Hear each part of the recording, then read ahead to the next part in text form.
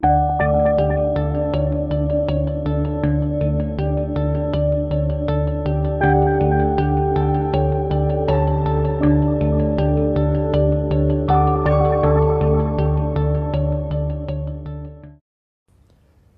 we're going to make kefir. It's one of the most Now we're going to make kefir. It is arguably the easiest thing to make in this whole course and maybe the most healthy. We'll see. Okay, so all we need is a nice glass container for kefir, similar to kombucha, and we need some coconut water. Now, if you are a stickler and you really want to make it authentic, you can buy a whole coconut and open those and drain the liquid into here if you want. Okay, I will say that by the end of our ferment, we're actually ending up with a very live product anyway, because we're adding in so many probiotics. It's very enzymatically rich, so we are sort of overcoming any pasteurization and stuff like that to a certain extent. But again, you can use fresh coconut water if you wish. So all we have to do is pour our coconut water in our jar.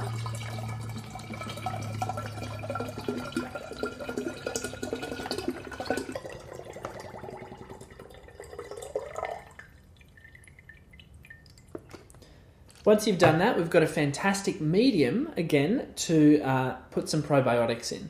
Now, a really good place to start with finding some kefir probiotics, I believe, is the liquid kefirs that we have access to. Now, these can be bought from your health store. You can find a coconut kefir in most places, already fermented. Or if you do want to use the grains, then you can use some coconut kefir grains. Typically, the water grains do transfer over well to our coconut water.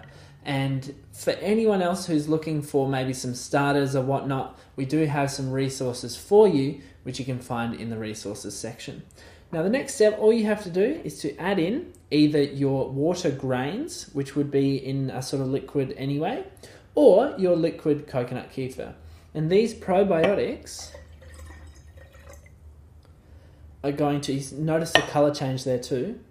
These probiotics are going to move around our batch here. They're going to multiply and multiply. They're just going to create all these B vitamins and different enzymes and whatnot. And we'll end up with a very, very healthy, sugar-free coconut water, or almost sugar-free.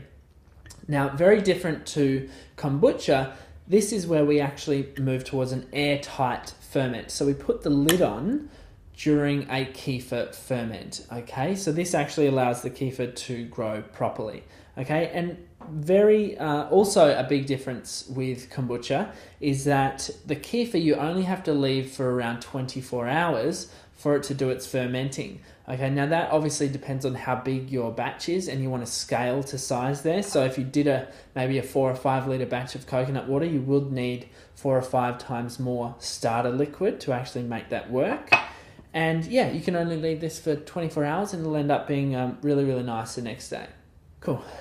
So with kefir, you can also do a second ferment, so stage 2 ferment, similar to kombucha. So once you've come back 24 hours later, you are free to open up the lid, smell it, taste it, look at it, see if it's safe. Then you can add in something like raspberries or blueberries, put it back under for another 24 hours, and those flavors will be pulled into your kefir. It makes a really refreshing, nice drink. We've also given you a bunch of different suggestions in the resources section, so check those out. But basically, that's Kefir Liquid 101.